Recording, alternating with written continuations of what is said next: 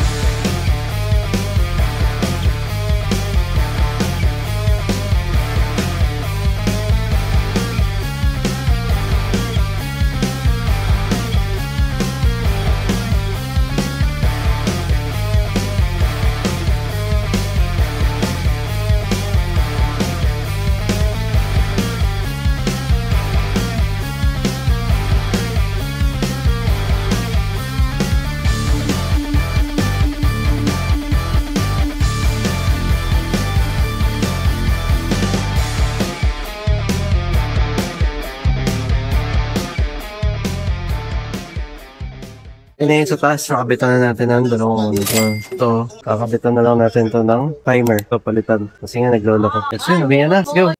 Naman, tumigil na yung ulan. Kanina pa umuulan. Ayan.